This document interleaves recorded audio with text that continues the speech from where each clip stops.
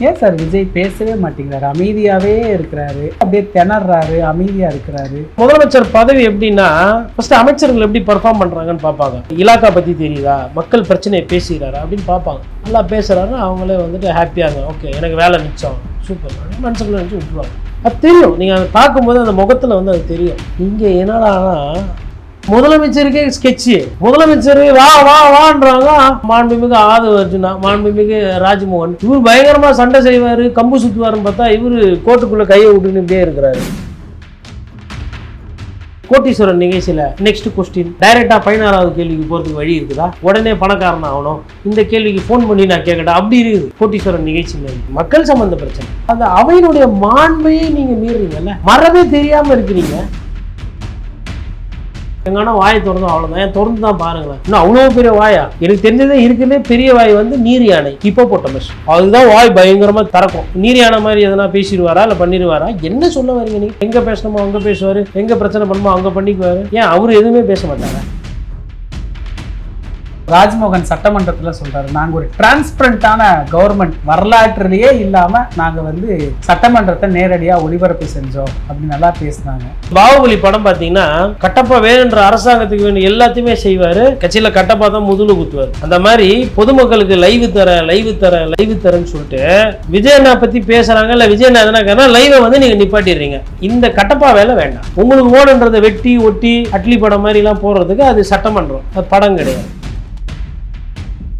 ஆதவர்ஜுனா என்ன கேள்வி கேட்டாலும் டிரான்ஸ்பரண்டான கவர்மெண்ட், ஊழல் இல்லாத கவர்மெண்ட், லஞ்சம் இல்லாத கவர்மெண்ட். ஐயா, எதை யார் சொல்றதுன்னு இருக்குது, கண்ணியத்தையும் நல்ல அரசியலை யார் பேசுறதுன்னு இருக்குது. நீங்க அம்மா லீமா ரோஸு, நீங்கெல்லாம் எந்தெந்த கட்சியில இருக்கீங்கன்றது முக்கியம் இல்லை. அப்புறம் உங்களோட மாமா ஒருத்தர் இருக்கிறாரு ஜான் பிரிட்டோ, நீங்க பேசுவது எனக்கு ஏற்புடையதாக இல்லை. குதிரை வேற அரசியலை ஊக்குவிச்சுட்டு நீங்க என்ன பேசுறீங்க? என்ன நியாயத்தையும் நேர்மையும் ஊழலை ஒழிக்கிறதையும் எதுக்கு இதெல்லாம் பண்றீங்க?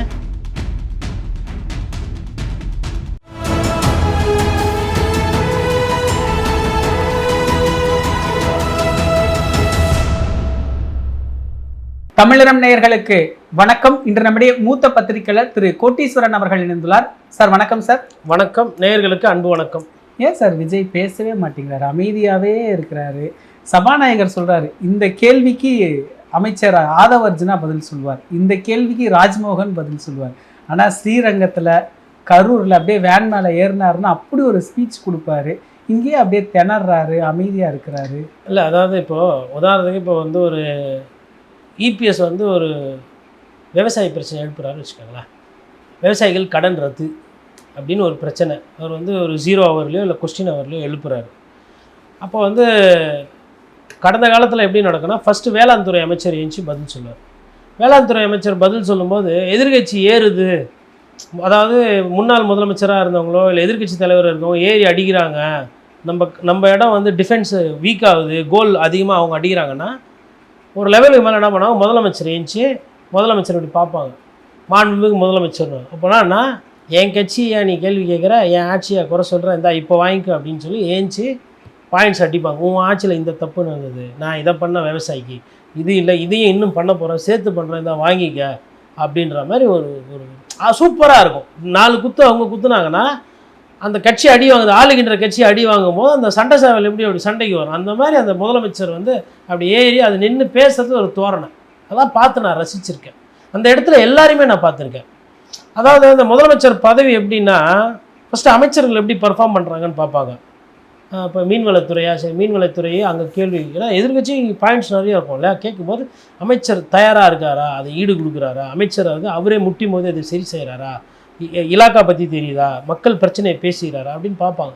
நல்லா பேசுகிறாரு, அவங்களே வந்துட்டு ஹாப்பியாக இருந்தாங்க, ஓகே எனக்கு வேலை மிச்சம், சூப்பர் அப்படின்னு மனசுக்குள்ளே நினச்சி விட்டுருவாங்க. அது தெரியும், நீங்கள் அதை பார்க்கும்போது அந்த முகத்தில் வந்து அது தெரியும். இங்கே என்னடானா முதலமைச்சருக்கே ஸ்கெட்சு, முதலமைச்சர் வா வா வான்றாங்க. மாண்புமிகு ஆதவ அர்ஜுனா, மாண்புமிகு ராஜ்மோகன், இப்போ சுற்று ஸ்கெட்சு இங்கே. இவர் பயங்கரமாக சண்டை செய்வார், கம்பு சுற்றுவாருன்னு பார்த்தா இவர் கோட்டுக்குள்ளே கையை விட்டுன்னு இப்படியே இருக்கிறாரு. இது பேரவைக்கு நல்லா இல்லை, இது ரசிக்கத்தன்மையாக இல்லை. இது ஒரு பாக்ஸிங் சண்டை மாதிரிங்க. அது பேரவையில் பிளாக் நிறைய பாயிண்ட் அடிக்குதா, ப்ளூ நிறைய பாயிண்ட் அடிக்குதா, ரெட் ட்ரங்க்ஸில் இருக்கிறவங்க எப்படி இருக்குது ஸ்டாண்ட்ஸு, ப்ளூ ட்ரங்க்ஸில் இருக்கிறவங்க அப்படியெல்லாம் பார்த்துட்டு இது வந்து இந்த கோட்டீஸ்வரன் நிகழ்ச்சியில் நெக்ஸ்ட் கொஸ்டின் டைரெக்டாக 16வது கேள்விக்கு போகிறதுக்கு வழி இருக்குதா? உடனே பணக்காரன் ஆகணும், இந்த கேள்விக்கு ஃபோன் பண்ணி நான் கேட்கட்டா, அப்படி இருக்குது கோட்டீஸ்வரன் நிகழ்ச்சி மாதிரி. ஐயா அது வந்து மக்கள் சம்மந்த பிரச்சனை. அப்போ அமைச்சரை விட அதிகமாக நீங்கள் உழைக்கணும். உங்கள் அமைச்சருக்கு ஒரு பிரச்சனைன்னும் போது நீங்கள் போய் பதில் சொல்வீங்கன்னு பார்த்தா உங்கள் பஞ்சாயத்துக்கும் நீங்கள் வாங்குகிற பிரச்சனைக்கு அமைச்சரை விட்டு பதில். சரி, அவங்களாச்சும் எதனா திறமையாக பதில். அவங்க ஃபஸ்ட்டு உள்ளே வர்றதே தப்பு. முதலமைச்சர் துறை சார்ந்து பேசும்போது சட்டமன்றத்தில் சட்ட ரீதியான சிக்கல்கள், சட்ட ஒழுங்கு பிரச்சனை, காவல்துறை அத்துமீறல், இல்லை பாலியல் சீண்டல், பெண்கள் பாதுகாப்பு, லாக்அப் மரணம், இல்லை வேறு ஏதோ ஒரு அசம்பாவிதம், ஜாதி சண்டை வருதுன்னா அது காவல்துறை சம்மந்தமானது. அது முதலமைச்சரின் கீழ் வரக்கூடிய அது துறை, அவரோட கட்டுப்பாட்டில் இருக்கிற ஒரு துறை. அந்த துறைக்கு எப்படி நீங்களாம் பேசுவீங்க? என் பிரச்சனை, என் விஷயம், என் இலக்கா நான் தானே பேசுகிறோம். அப்போ அந்த அவையினுடைய மாண்பையே நீங்கள் மீறுறீங்கல்ல, மறவே தெரியாமல் இருக்கிறீங்க. இது வந்துட்டு ஏன் அவரே தான் இப்போ எங்கன்னா வாயை திறந்தோம் அவ்வளோதான், ஏன் திறந்து தான் பாருங்களேன். இன்னும் அவ்வளோ பெரிய வாயா? எனக்கு தெரிஞ்சதே இருக்கிறதே பெரிய வாய் வந்து நீர் யானை, ஹிப்போபோட்டமஸ். அது பார்த்தீங்கன்னா நீங்கள் வண்டலூர் சூழல் பார்த்தீங்கன்னா சௌந்தர்யான்னு ஒரு நீர் யானை இருந்தது, இப்போ இறந்துருச்சு. அதோட குட்டிகள்லாம் இருக்குது. அது ஏன் சௌந்தர்யான்னா நடிகை சௌந்தர்யா இருக்காங்கல்ல, அவங்க தான் அதுக்கு பேர் வச்சாங்க, அதனால் அதுக்கு பேர் சௌந்தர்யா. அது நம்மக்கிட்ட இங்கே இறக்குமதி. அதோட குட்டிகள் இருக்குது. வாய் இப்படி திறந்ததுன்னா 300 இப்படி போகும், 180 டிகிரி போகும். அது சாப்பிட்டு இப்படி போட்டு ப்ரெஸ்ஸு பண்ணிச்சுன்னா கிட்டத்தட்ட 1/2 டன் 1 டன் ப்ரெஸ்ஸு போட முடியும். அதனால் முதலையே பார்த்தீங்கன்னா தண்ணியில் நீர் யானைக்கிட்ட சண்டைக்கு போகாது. அதுதான் வாய் பயங்கரமாக திறக்கும்.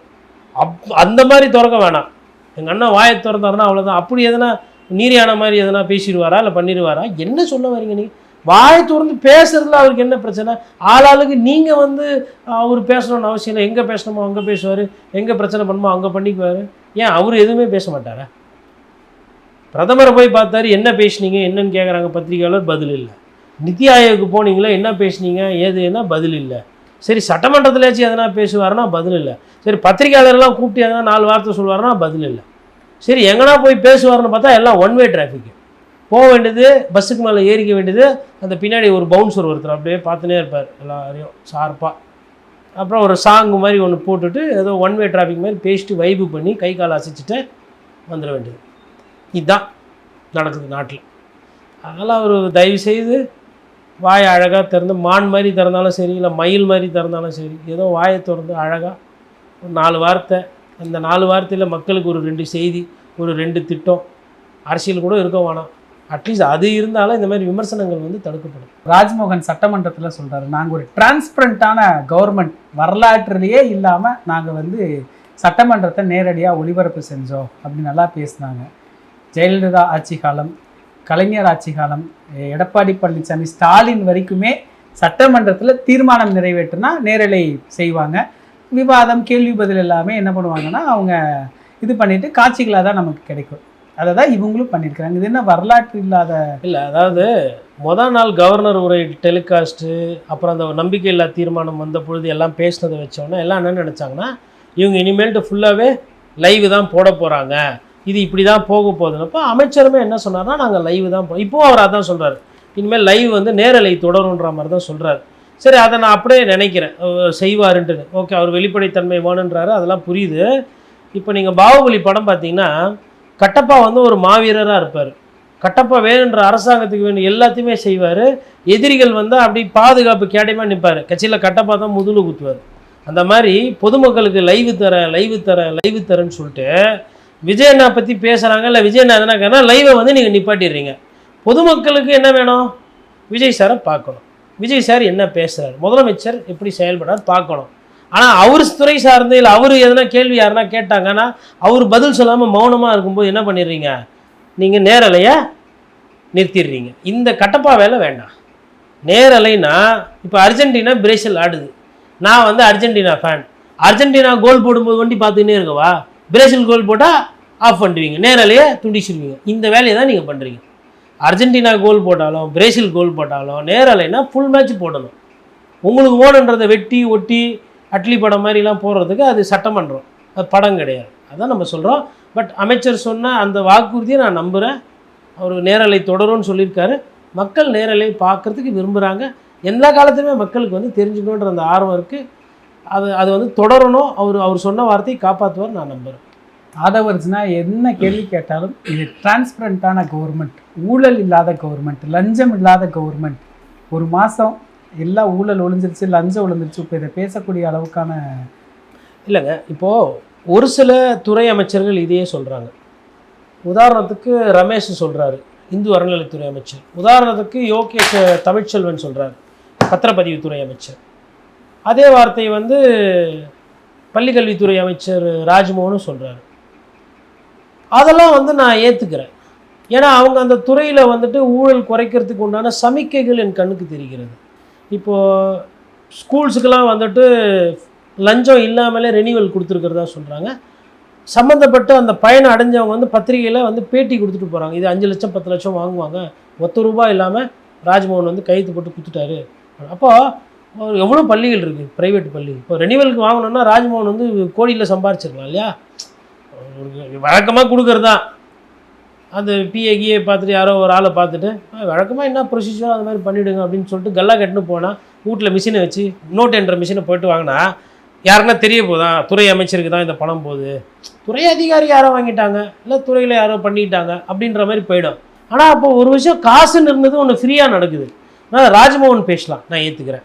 பத்திரப்பதிவு துறையில் அங்கங்கே ரெய்டு நடக்குது, இப்போ பயப்படுறாங்க, பழைய அளவுக்கு காசு கேட்குறது இல்லை அப்படின்னு இந்த இடைத்தரகர்கள் வேலை பார்ப்பாங்க இல்லையா, அவங்க சொல்கிறாங்க இது மாதிரி குறைஞ்சிருக்கு கொட்டி அப்படின்னு. நான் அதையும் ஏற்றுக்கிறேன். அறநிலைத்துறையில் வந்துட்டு சாமியை பார்க்க போகிறவங்க வந்து காசு அதிகமாக கொடுத்து யாருன்னா அந்த புரோக்கருங்கிட்டலாம் கொடுத்து பண்ணால் அவங்கள போலீஸ்லேயே பிடிச்சி கொடுங்கன்னு சொல்லிட்டு காவல்துறையில் கம்ப்ளைண்ட்டு அமைச்சரே போய் ஒருத்தனை பிடிக்கிறாரு. அது நான் ஏற்றுக்கிறேன். இந்த 3 பேர் இல்லை இன்னும் வேறு யாரெல்லாம் எல்லாம் பண்ண பேசுகிறான். நான் ஐயா ஆதவர்ஜுனா சொல்கிறது வந்து நான் ஏற்றுக்கிறேன். ஐயா எதை யார் சொல்கிறதுன்னு இருக்குது, கண்ணியத்தையும் நல்ல அரசியலை யார் பேசுறதுன்னு இருக்குது. நீங்கள் பேசுவது எனக்கு ஏற்புடையதாக இல்லை. நீங்கள் அம்மா லீமா ரோஸு நீங்கள்லாம் எந்தெந்த கட்சியில் இருக்கீங்கன்றது முக்கியம் இல்லை. அப்புறம் உங்களோட மாமா ஒருத்தர் இருக்கிறார் ஜான் பிரிட்டோ, அவர் போதை பிரச்சனைலாம் எங்களுக்கு இல்லைங்க, நாங்கள் அந்த வியாபாரம்லாம் பண்ணுறோம், நாங்கள் ஒரு லாட்ரி தான். அது போதை ஆசாமி பிரிட்டோ வேறு, நான் வேறு. நான் ஒரு நாள் கேப் விட்டுனா நீங்கள் எல்லாம் என்ன தப்பாக நினச்சிக்கிட்டீங்க, நமக்கு போதை அதெல்லாம் இல்லை. எவ்வளோ டீசெண்டான மனிதர் பாருங்கள் சொல்லிட்டு நீங்கள் எதில் இருக்கீங்க, நான் பாஜகவில் இருக்கேன். உங்கள் குடும்பத்தில் யாருமே இந்த அரசியல் நீங்கள் பேசாதீங்க. நான் உங்களை ஒண்டி சொல்லலை, உங்கள் ஃபேமிலியில் இருக்கிறவங்களை அமலாக்கத்துறையால் தேடப்பட்டு அமலாக்கத்துறையால் விசாரணை வளையத்துக்கு உட்பட்ட வச்சு பண மோசடி, சீட்டிங்கு, லாட்ரி அதிகமாக விற்றீங்கன்னா வழக்கு இருக்குது. நீங்கள் வந்து ஊழல் லஞ்சம்லாம் நீங்கள் பேசாதீங்க. பேசட்டும், மற்றவங்க பேசட்டும். அதே மாதிரி குறைந்தபட்சம் ஐயா செங்கோட்டையனும் பேச வேண்டாம். ஏன்னா அவர் மீதும் வந்து வாச்சாத்தி கேஸு ஒரு சில வழக்கு பழசெல்லாம் நிலுவையில் இருக்குது. யார் மீது குறை இல்லையோ, யார் மீது நேர்மையாக இருக்கிறீங்களோ அவங்க பேசுங்க. ஐயா ராஜ்மோகன் பேசிட்டோம், ஐயா புஷி ஆனந்த் பேசிட்டோம். ஏன்னா புஷி ஆனந்த் வந்து இதுவரையிலும் பொது வாழ்க்கைக்கு பதவிக்கு இப்போ தான் வந்திருக்கிறார். அவர் மீது வந்து இடம் அடங்கினாப்புல புஷி ஆனந்த், ரவுடி கட்ட பஞ்சாயத்து பண்ணி காசு வாங்கினார், ரவுடி மாமூல் கேட்டார், எதுவும் கிடையாது. சீட்டிங், 420, கான்ஸ்பிரசி, கிரிமினல் அஃபென்ஸ் எதுவும் கிடையாது. அப்போ ஐயா ஆனந்த் சொல்லணும், எங்கள் ஆட்சி வந்து தாவேக தலைவர் ஆட்சி வந்து தூய ஆட்சி, விஜய் சாரும் வரி பாக்கியெல்லாம் கிளியர் பண்ணிவிட்டு பேசும். அதனால் யார் பேசணுமோ அவங்க பேசுங்க. அதனால் ஆதவையா சொல்கிறார் இல்லைங்களா, இந்த அரசு வந்து லஞ்ச லாவணத்தெல்லாம் குறைக்க முயற்சி பண்ணுறது, குதிரை பேர் அரசியலே உங்கள் மீது தான் சந்தேகப்படுறாங்க நிறைய பேர். யாரை கேட்டாலும் உங்கள் பேர் தான் சொல்கிறாங்க.